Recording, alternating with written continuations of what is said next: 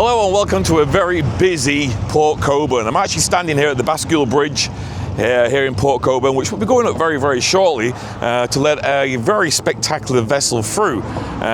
Before I tell you what I'm doing here though and what I'm looking at, I wanted to say, first of all, thank you very much for all the views and all the comments on the video I did of the BBC Dubai a couple of weeks ago.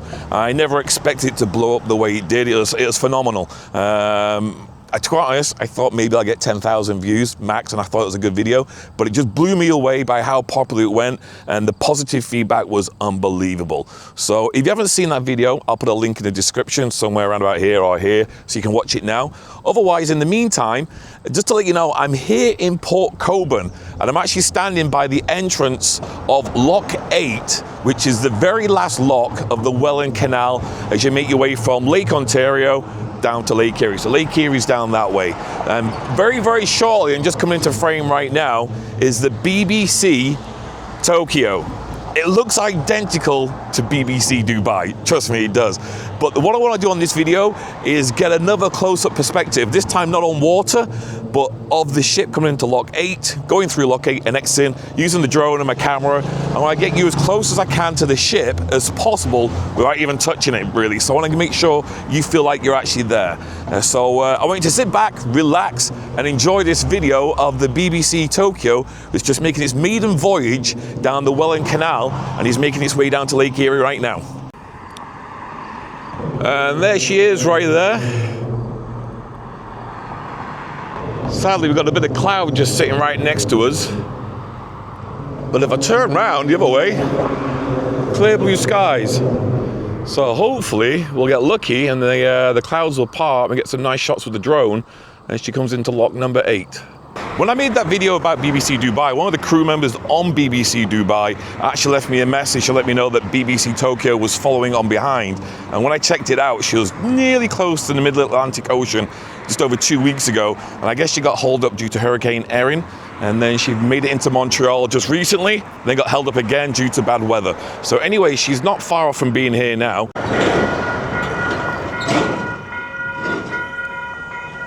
All right, showtime. The alarm's going off, barrier's gonna come down, and this bridge is gonna go up.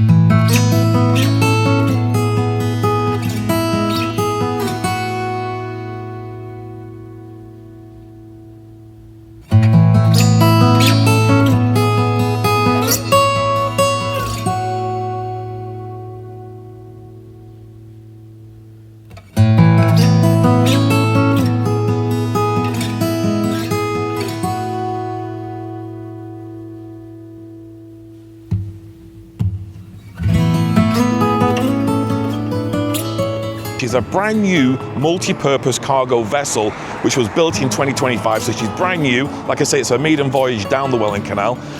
She measures in at 149 meters, and that is about 489 feet, with a beam of 23 meters, which is roughly 75 feet. So she's not long, but what is impressive is how tall she is. The front, the bow of the ship is massive, and to see it with the cargo on of these blades, these turbine blades, which are heading down to Erie, Pennsylvania, is just amazing.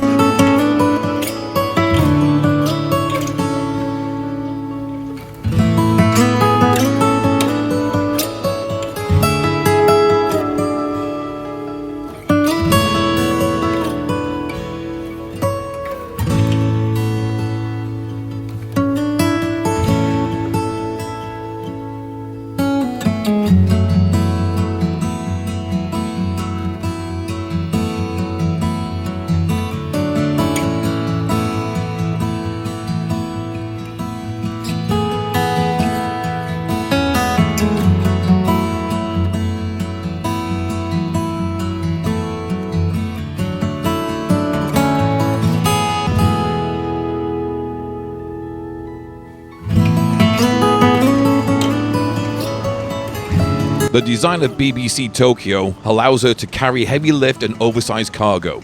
Today, she is loaded with massive wind turbine blades bound for Erie, Pennsylvania. Watching a ship of this size slide smoothly into Lock 8 is always impressive.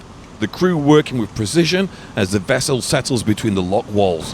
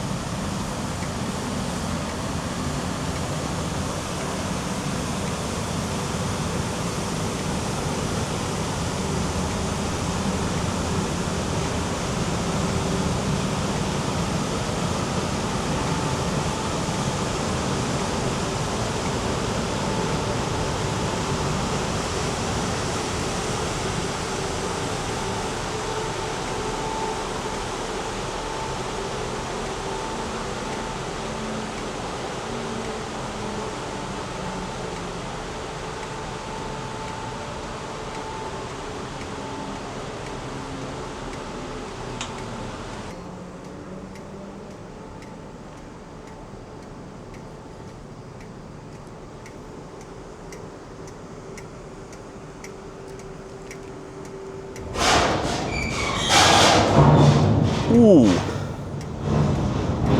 That didn't sound too good, did it? Oh dear.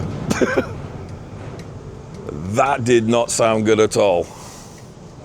No way.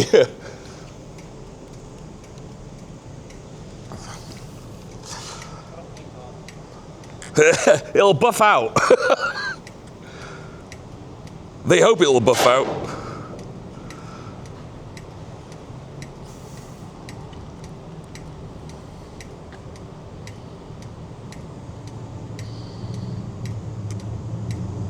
Max altitude reached.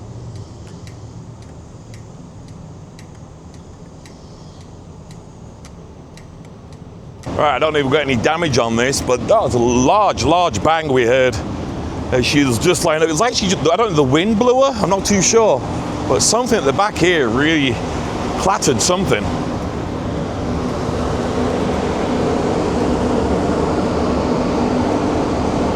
So one of the exhausts is right there. You see that? So on the last video we did of the Dubai, we could see the smoke coming out from the side. So that must be one of the exhaust stacks right there, the way they ventilate it. But it's cool to see the frame inside here. Look at this. It's like hydraulic systems all in here.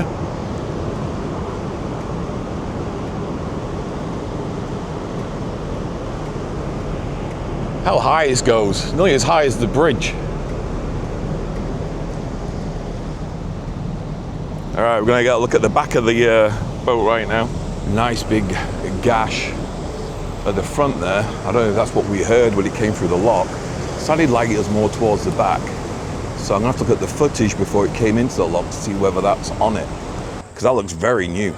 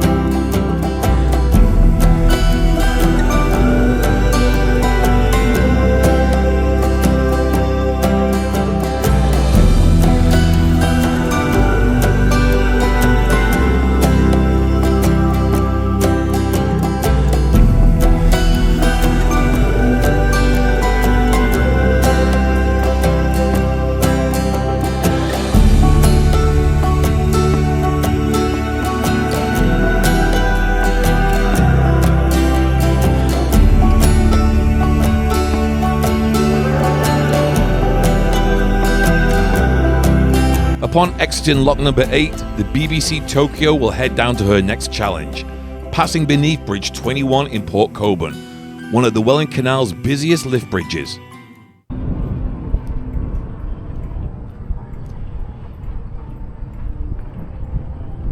Size of the chains on this. Huge, absolutely massive. Where am I? Lift Bridge 21. BBC Tokyo is probably about 5 minutes away from just coming along.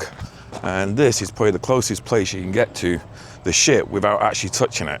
It's going to come really close to us here, and we should get some nice shots of the back end of the stern with the engines, and try and pick up some of that volume as well.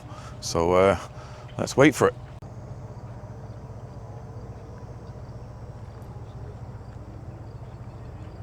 Here it is, finally, the close-up I've been waiting for. BBC Tokyo, enjoy.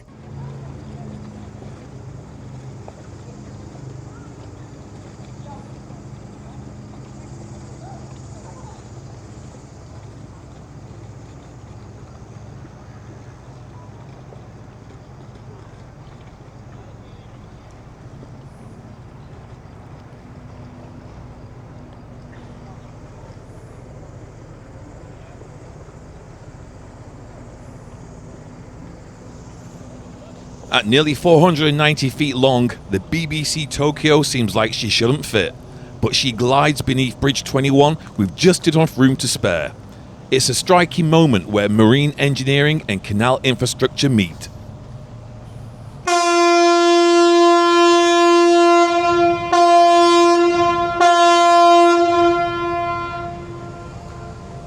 Yeah, I jumped.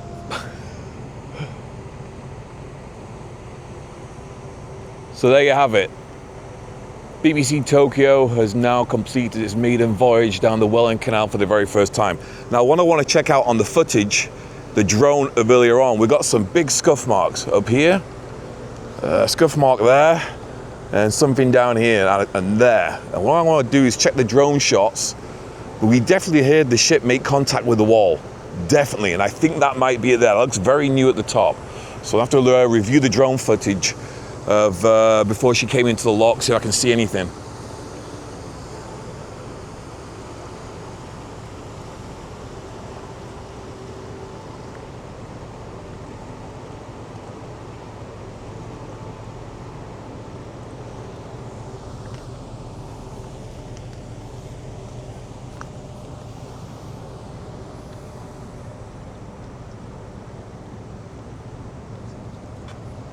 Don't get much closer than this. Then getting to the ships here at Port Colborne is be down here by the bridge itself, and just watching them come through like this, absolutely amazing.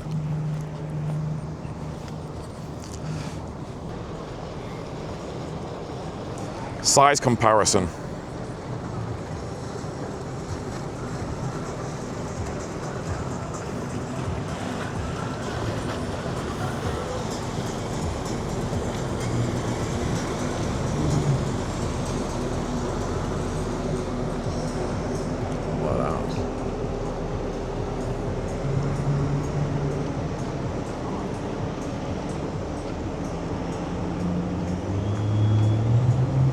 No, you can't go there, mate.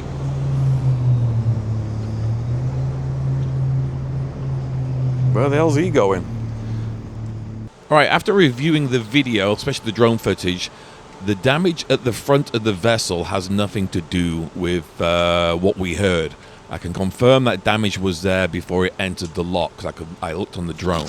Now, looking at the video again and lining it all up with what I can see, I think I can figure out where it actually made contact. So we just watch the video one more time, and as the camera spins around, which it's going to do right now, we're going to hear the impact very shortly, and you'll see a puff of smoke cloud, a puff of dust after the impact. So just watch very carefully. Ooh, that didn't sound too good, did it? Okay, watch the dust. Oh dear.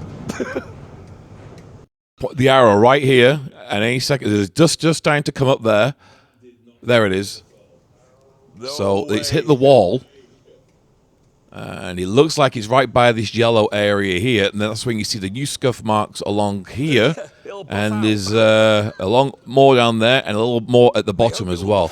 So wherever it was made contact right here. All right, that is it from Port Colborne. Hope you enjoyed the video. Until the next time, stay safe. See you all very soon. And I'll leave you with a departing shot of BBC Tokyo.